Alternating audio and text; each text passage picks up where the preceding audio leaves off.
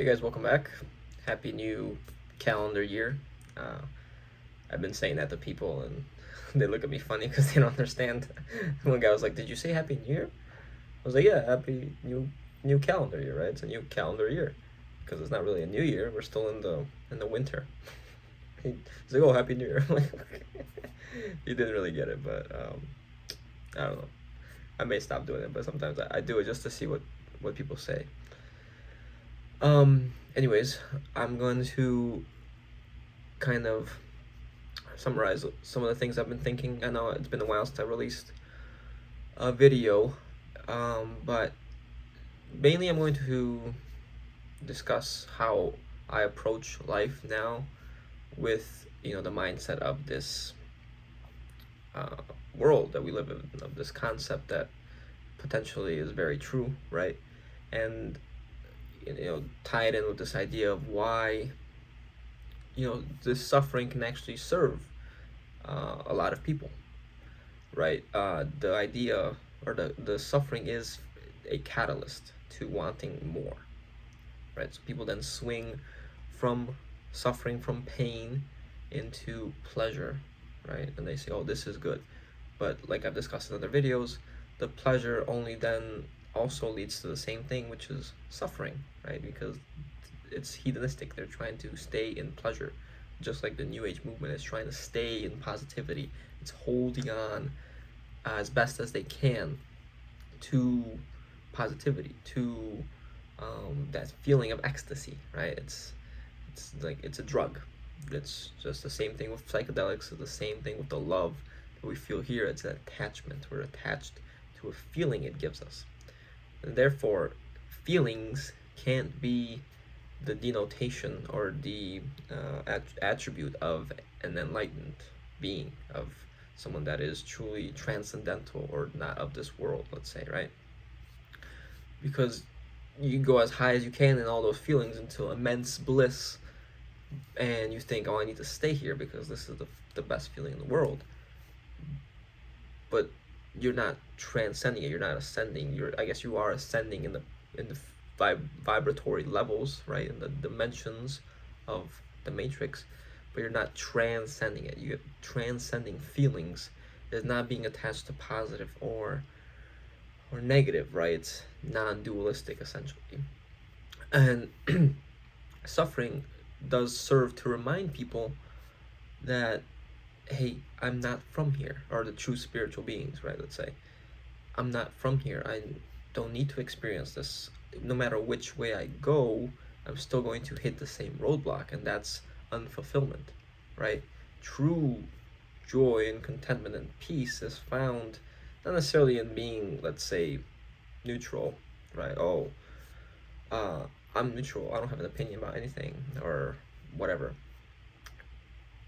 Kind of like fighting it in a sense, because neutrality is still resistant, in my opinion, right? We still have the neutron, the proton, the electron, the neutron. It still has a binding force to the proton. It still has that arrows, but more so in the non-attachment, which can be interpreted as neutrality, but again, like I've mentioned, it can also lead to apathy.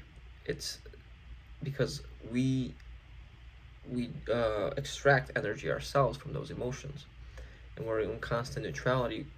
It's kind of like not eating, right? So you just die, which maybe for some is not the worst option in the world, but I'm not in any way uh, enticing that whatsoever or instigating that whatsoever. I'm trying to say that you're not getting your spiritual fulfillment, your true spiritual contentment, where you can say, hey, I'm at peace fully, right? And of course, you do have to stop the extraction of energy from the other emotions, right? The positive, the love, the whatever, the ego chasing, the pleasure seeking, and even from the negative, right? People extract energy from the negative, from the drama. And you essentially have to enter the bridal chamber, I guess, as Jesus describes it, and bring that higher consciousness within you, so that those everyday things that you used to do maybe don't have the same pizzazz to them anymore, the same enticement, right? The same wow factor, because you're not attracted to them anymore. You don't feel pulled in that direction because that's how you got your high, your fix, right? Oh, let me go do this. It's fun. It calms me down, whatever.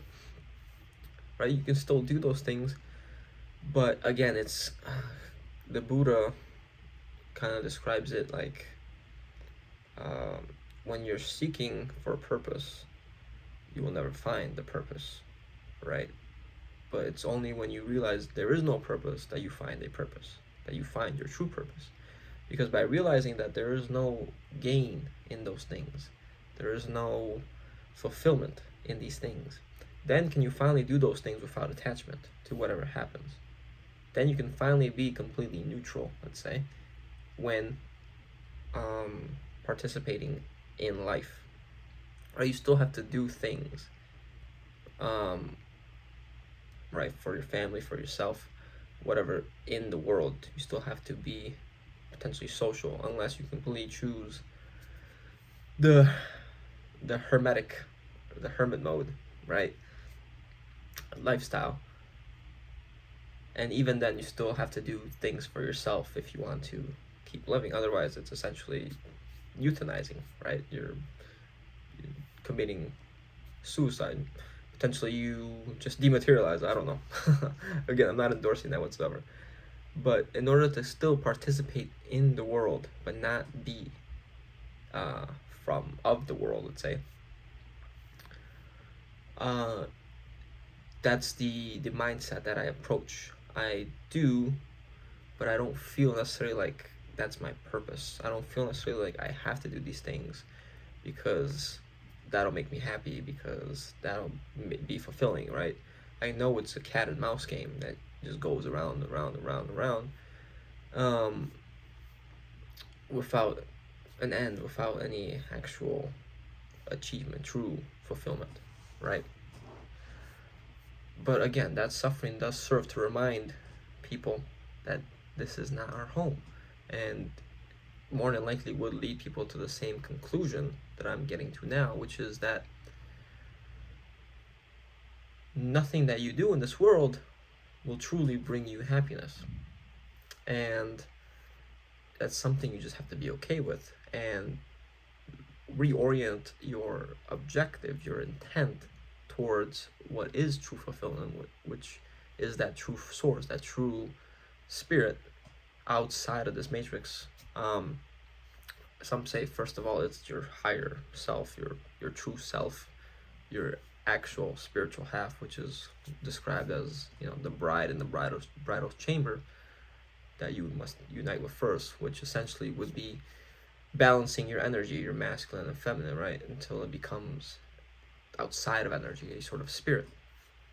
And this will serve to sort of confuse people, that they can't perceive you as, masculine or feminine in a sense, because you're so balanced, you're so outside, you're so transcended of that typical persona, right? But again, this serves to complicate a lot of the matrix things, because things like relationships now make no sense to you, because you're not truly masculine, you're not truly feminine, you're not going to create that attraction with the other half, you're not going to have that eros. It's going to be more of, you're seeking, or not seeking, but maybe more of a person that truly has the same mindset as you, that is closer to unconditional love than others, let's say, and you may not even want that anymore at that point, so it might not even concern you. But again, it's something that will complicate a large variety of your life, right? You may have thought that you were meant to own a huge business or help 1 million people, because that's what you thought was spiritual, your spiritual mission. But again, like we've discussed on this channel, a lot of that is part of the matrix. They're implants, they're programs designed to trip you up along the way. Like, oh, okay, you got past this program, you think you're spiritual now, well, let's throw this at you so that you have this huge mission to fulfill. You think you're gonna fulfill it. No, heck no, you're not. You're gonna encounter all these obstacles, you're gonna feel really bad about yourself, you're gonna feel all this guilt, you're gonna die, and then we're gonna step in, right, cut you off, intersect between you and the true source as the elders, blah blah blah, tell you you're now good, you didn't do a good enough job, you still got a mission to fulfill, and back you go, right? So it's part of the same dynamic of this dualistic nature of being good, being no good, being good, being no good. Everyone's fighting to be good, or everyone's fighting to be better people. And then some people just accept it. They're like, oh, whatever. Um, I'm no good. I'm just gonna do no good, right? So the extremes are everywhere. Even in the anime One Punch Man, I thought it was interesting that they show Garu, even though he's what people might consider evil, more like the anti-villain, I would say, kind of like Venom, where he's like, oh, heroes, villains, I reject them both. I act on my own. But again, he's still very traumatized. He's still acting from subconscious program. And even that idea of the conscious and subconscious and unconscious, that's still part of the monkey mind. That's still, well, the conscious mind is the monkey mind, but that's still part of the mind that's been given to us, the parasitic mind. The spirit, it already knows, it's already fully complete, it's fully healed, fully intact. Besides, let's say, the projection causing this, right? So that spirit, let's say, is that projection, and we're here with the mind, right? And we're observing it, right? So that part is observing it, and that part is connected to that projection, right? In a sense, that's how I imagine it. But what I'm saying is that it's outside the mind, right? It's not the thinker of thoughts. It's the observer of everything that's happening, the simulation, potentially. And I was watching a good movie, but before I get into that, even with the example of like the movie Free Guy, which I just realized is a modern twist of They Live. It's very similar. Even the characters are very analogous. White dude meets a black guy.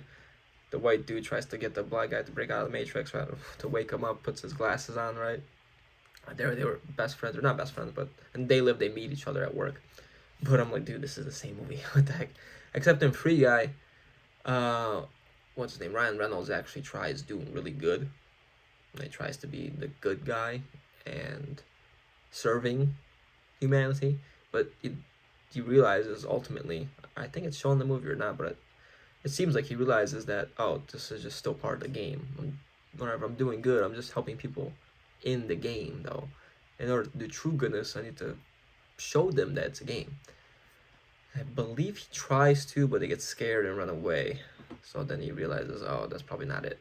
But anyways, which I agree. You can't just force people, just like in the movies The Matrix. You can't just pluck them out because they're attached, right? They need to make a conscious decision. And I think that's what the true free will is.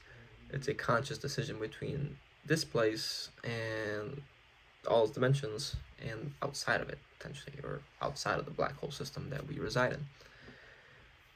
But there was an interesting movie, The Giver, and there's a whole series of books on this as well, but I just watched the movie. My brother had told me about it. So I watched the movie, it was very interesting. It presents this idea of a utopia. It's a very non-dualistic utopia, though, except they've kind of wiped everything from the former Earth, including colors. People can't even see colors anymore. They have no more memory of the former Earth, and they're this very communistic, bland society, which they're very polite to one another. They're very nice. There's no violence. It's all peaceful, but they are not able to think for themselves. They don't have true sovereignty. So again, it's kind of showing us in our face that doesn't really work here, right? It's that neutrality doesn't really work here either. Those utopias, they don't work here because the system is inherently flawed. Even if you create a utopia in a localized area, that area will more than likely run out of resources down the line, and it needs to then pull from other places, which is why we have things like empires, which are utopias, but those empires are constantly attacking other places and starving them of their resources, right?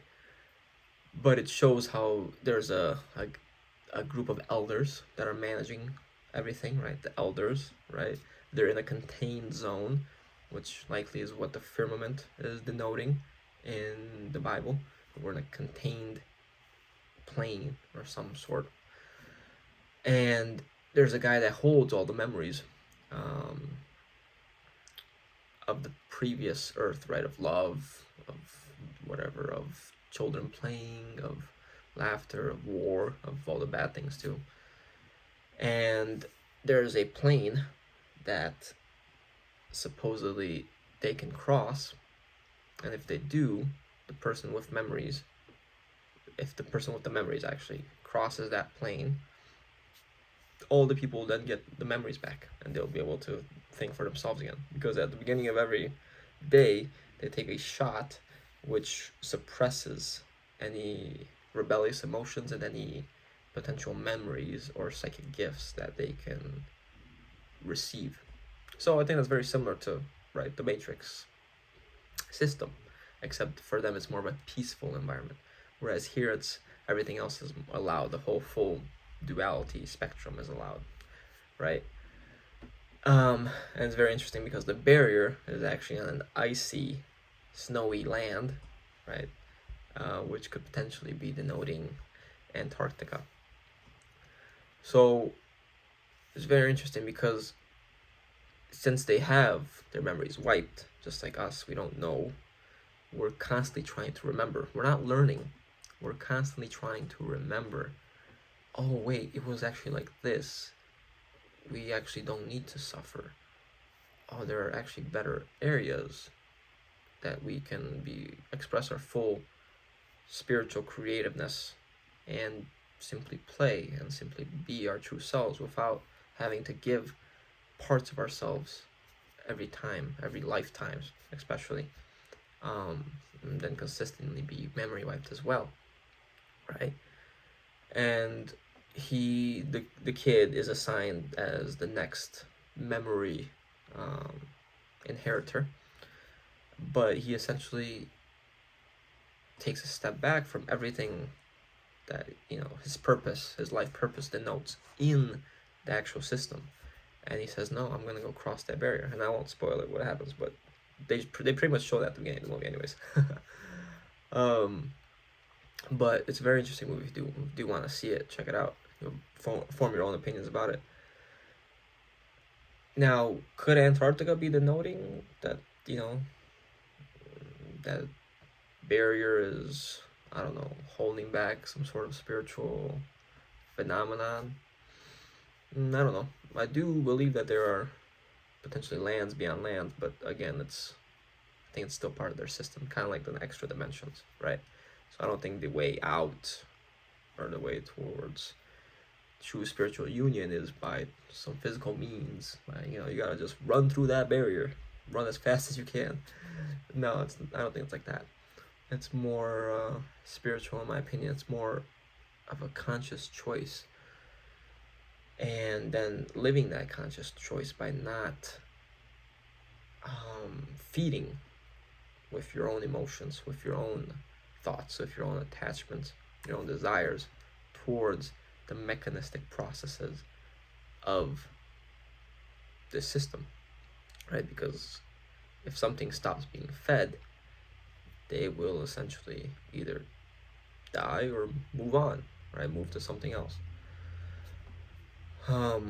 Again, that's likely the lower planes of the system that is feeding, all the way up to the higher positive planes, feeding from a more, let's say, refined loosh, right? And even the architect of this place likely is still using that energy to project everything, simulate everything, but also to experiment. I see it more as a sort of scientist, that it's pitting every race against each other to see what the highest predator would be, but also to potentially extract that spiritual power that it once had, it once was given, and then it blew into the human to give it life, potentially. That's just an idea.